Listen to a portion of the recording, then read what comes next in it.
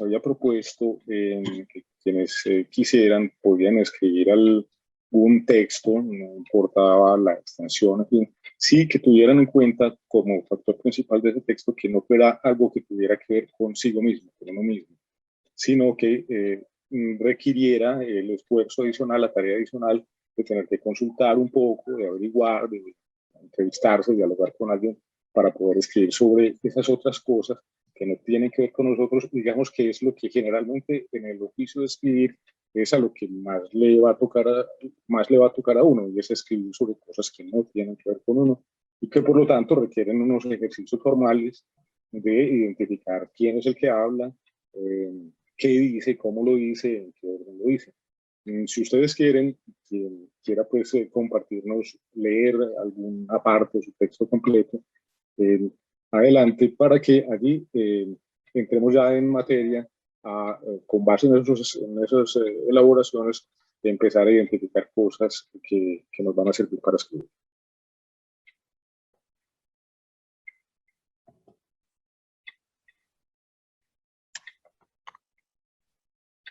¿Alguien quiere compartir su texto?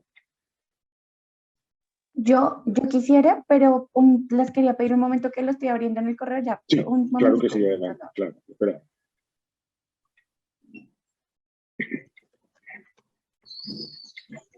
Muy buenos días. Si quieren, puedo ir iniciando yo mientras Marta va buscando su texto. Listo, claro que sí. Bueno, mi texto se llama Sociedad y los esquemas. Este texto directamente está dirigido a hacer una crítica sobre exactamente el tema de la bruja del 71. Entonces, dice así, los medios de comunicación han facilitado el intercambio de conocimientos y cultura entre países. Esto ha sido positivo, ya que de cierta forma ha permitido la intersubjetividad y la transculturización. Sin embargo, esta situación también ha traído consigo un intercambio de esquemas, como el caso de la bruja del 71. Este personaje representa la vivencia de una mujer dentro de un vecindario.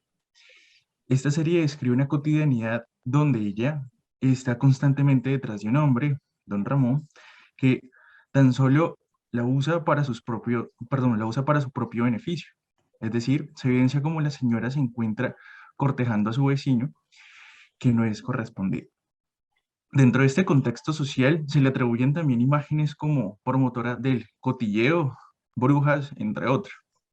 Esta percepción construida dentro de este mismo vecindario ha desarrollado ideas que descalifican a una mujer a través de los medios de comunicación, como televisión, donde los espectadores captan un pequeño grupo del vecindario que afectan la dignidad de una mujer, al punto de que ella naturaliza el desprecio y los señalamientos de sus vecinos.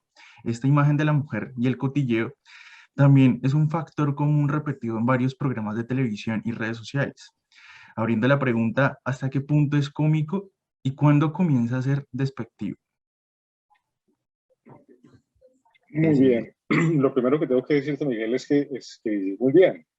Una muy buena extensión. Es muy claro lo que, como arrancaste, referido a los medios y al tratamiento que los medios hacen del personaje.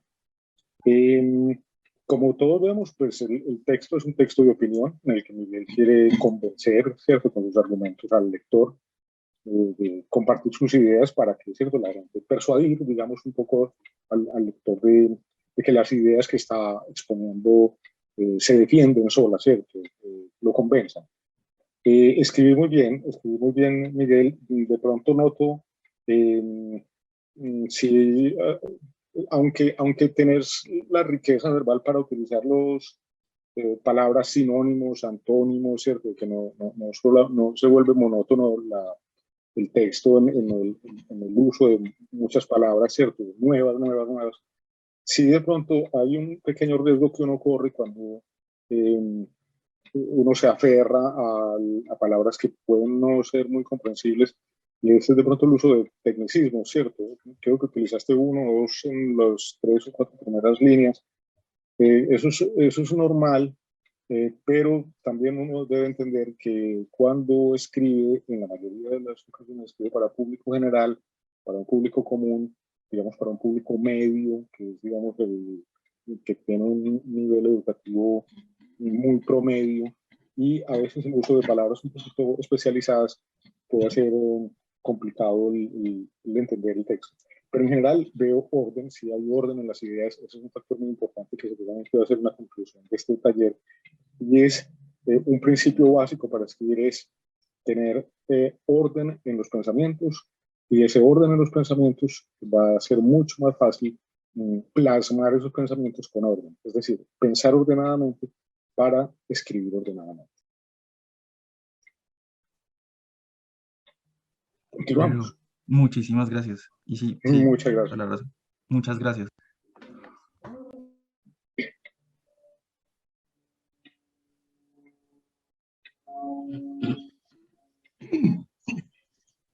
Marta, si quieres, ¿ya lo tienes? Sí. Sí, señora, ya lo tengo. ¿Sí me escuchan bien? Sí. Sí. Es que estoy por el celular.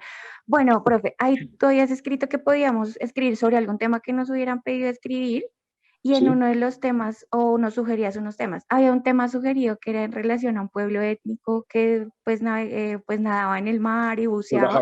¿No? Sí. Sí. Y pues yo voluntariamente acá en Bogotá he acompañado procesos con el pueblo gitano, víctima del conflicto, y con personas víctimas del conflicto de grupos étnicos. Entonces yo había escrito una pequeña contextualización del pueblo gitano, ¿sí? Porque las personas casi no conocen del origen del pueblo gitano, entonces quería leerles y compartirles eso, a ver qué dicen.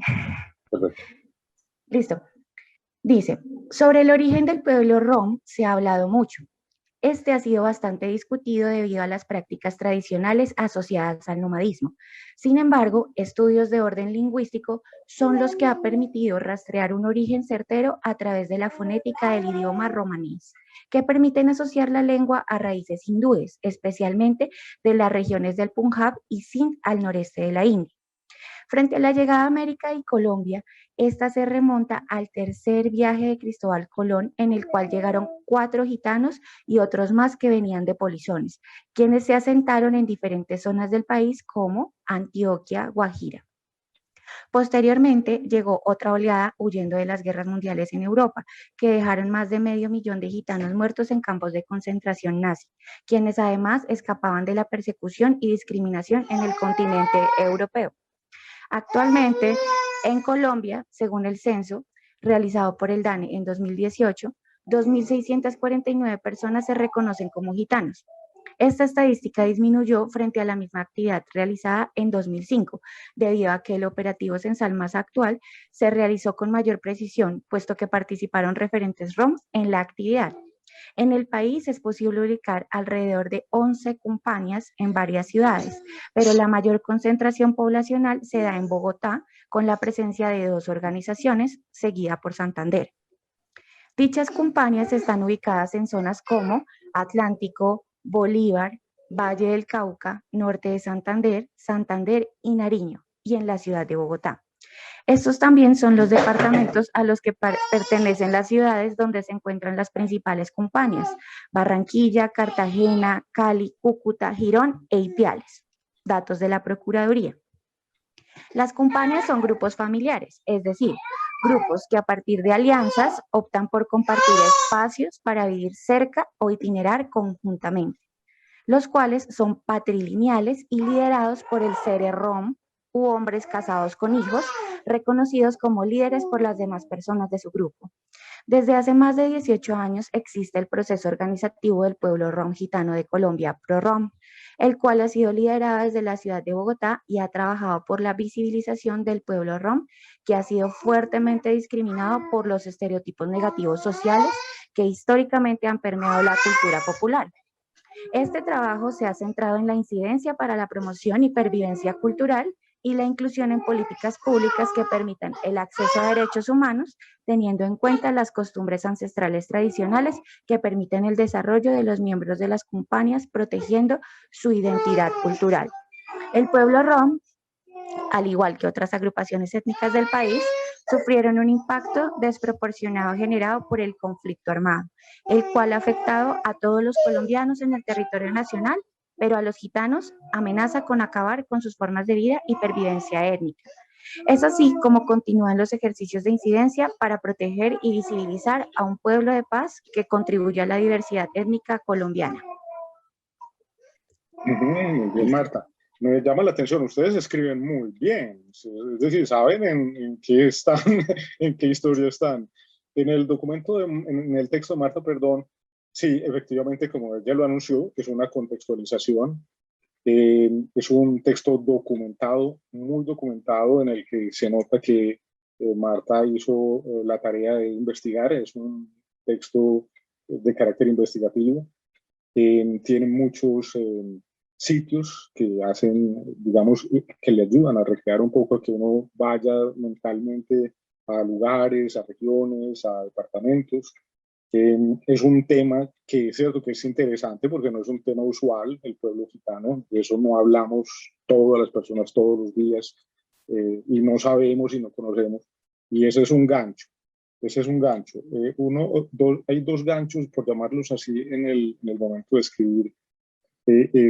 Uno es el ser novedoso en la temática y en tanto se pueda en la forma de narrar, en la forma de contar. Eso es clave al momento de escribir.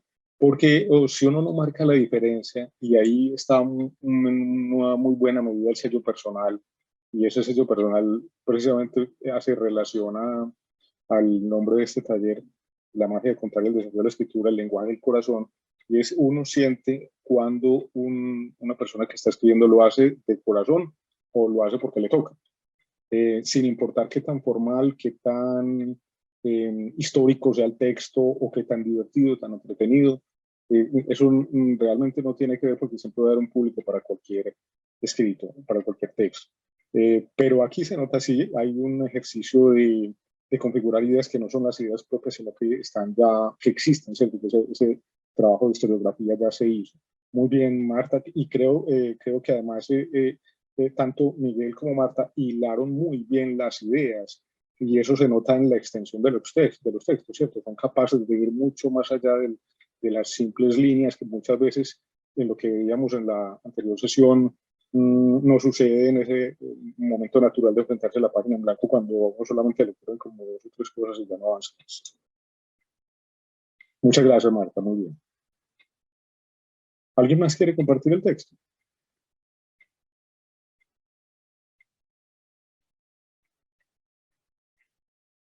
Bueno, le pediría a Cari... Sí, sí, adelante. Yo me puse a pensar qué hacía, y bueno, mi área es el área de en narrativa, el tema de la gestión de proyectos. Ajá, perfecto. Y yo voy a compartirles un texto sobre una justificación de un proyecto. Sí, muy bien. De migración. Ajá.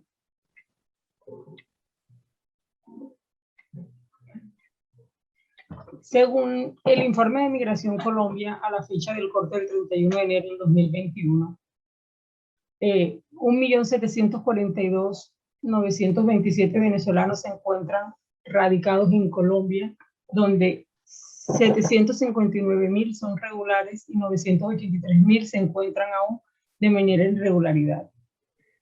El DANE destaca que más de 300.000 colombianos han retornado de Colombia en los últimos años y solo 7.874 se han acogido a la ley de retorno. La crisis humanitaria que vive Venezuela impactó también a los países fronterizos, porque la tasa poblacional aumentó considerablemente, sin olvidar que los índices de pobreza, la tasa de desempleo no son alentadores, y los recursos económicos con los que cuenta cada país en América Latina apenas alcanzaban para cubrir las necesidades propias. En junio del 2020, cuando las medidas de aislamiento social y cuarentena se hicieron más estrictas en Colombia por la emergencia sanitaria del COVID-19, las administraciones de las ciudades principales de Colombia pusieron a disposición caravanas de buses hasta Cúcuta, ciudad fronteriza con Venezuela, ya que en marcha los migrantes venezolanos manifestaban que querían apoyo para regresar a su país de origen. En septiembre del 2020, a pesar de que las fronteras en Colombia se cerraron, los migrantes venezolanos pasaron por diferentes trochas arriesgando sus vidas y regresan a Colombia por lo menos con dos nuevos integrantes de su familia, ya que la crisis humanitaria en el vecino país cada vez más aguda, al punto de que no cuentan con alimentos, servicios de agua potable y luz eléctrica. Y todos aquellos elementos y servicios necesarios para suplir las necesidades básicas para vivir dignamente. La forma en cómo las personas o familias realizan el proceso migratorio hace que enfrenten de manera casi inmediata una situación que pone sus vidas en un estado de vulnerabilidad frente a sus derechos. Cruzar las fronteras sin muchos conocimientos de lo que puedan encontrar en el otro lado, sin seguridad laboral, exponiéndose a redes delincuenciales que operan en los espacios fronterizos, la presencia de la guerrilla y grupos al margen de la ley que reclutan a las mujeres y sus familias para fines de explotación sexual y laboral, tener que asumir legislaciones de países que no promueven la rápida incorporación de los extranjeros en su vida nacional y exponerse a situaciones de discriminación, violencia y pobreza, hacen que el proceso de migración sea cada vez más peligroso para las mujeres y sus familias. Eso es una parte de lo que les quería compartir. Muy bien, Rocío, muchas gracias. Claro, efectivamente es también, aunque Rocío lo ha llamado una justificación de un proyecto, sí, perfectamente encaja en eso, es también, digamos, una contextualización, como lo hizo Marta con el tema de los gitanos, en este caso Rocío con el tema de los migrantes. Encuentro yo un detalle interesante en el texto de Rocío y es el que haya iniciado con cifras. Cierto, en las 2, 3 primeras líneas menciona muchas cifras. Digamos que puede ser para digamos el público que no está asociado con este tema, que no lo sigue, puede ser un poquitico a veces enredado para entenderlo, ¿cierto? Porque casi que requiere uno tener el texto, verlo, ¿cierto? No alcanza a coger el dato al escucharlo solamente, sino que tendría que tener el apoyo de acompañarse del texto escrito para poder entenderlo. Es un texto bastante especializado, obviamente está escrito por alguien que conoce muy bien de lo que está hablando. Eso es muy importante también, es un elemento muy importante a la hora de escribir, y es que esa calidad con la que se cuentan las cosas, como en el caso de Rocío, le da credibilidad a lo que está recibiendo el lector, ¿cierto? Que él sienta que quien le está escribiendo le está diciendo la verdad, ¿cierto? Obviamente, pues en el caso de los textos de no ficción, que son estos casos, que son textos profesionales, especializados, académicos, conceptuales. Hay dos cosas que resumo de los 3 textos. De nuevo, gracias, Rocío, muy interesante el texto. De los 3 textos encuentro 2 reflexiones para que las tengan en cuenta. La primera es la elección de lo que quiero contar, ¿cierto? Es una pregunta que uno como autor se debe hacer siempre, valga la aclaración, sin importar qué tipo de texto sea, ficción, no ficción, sea argumentativo, sea narrativo, sea descriptivo, sea un texto técnico, es qué es lo que quiero, tener claro qué es lo que quiero contar. Primero es lo más importante, qué es lo que quiero contar, para no irme por las ramas, como se dice popularmente, no perderme y no hacer perder el texto, y para también definir la manera en que lo voy a contar. Primero es qué es lo que quiero contar. Y lo segundo es con qué lo quiero contar. Miren que en el texto de Miguel hay palabras, ¿cierto? Hay palabras claves que utiliza ahí, calificativos. El texto de Marta, en su elección de con qué recursos, con qué elementos los quiero contar, están esos lugares, están esos nombres. Es muy, a pesar, ¿cierto?, de ser también un texto especializado, pero habla muy desde los seres. Y Rocío casi que lo decide contar desde los números, ¿cierto? Habla de una realidad desde las cifras. Son los recursos que en estos 3 casos los autores, por decisión propia, eligieron como recursos para contar. Entonces, ahí hay 2 cosas interesantes que ya vale la pena tenerse en cuenta. 1, qué quiero contar, y 2, con qué recursos, cómo lo quiero contar.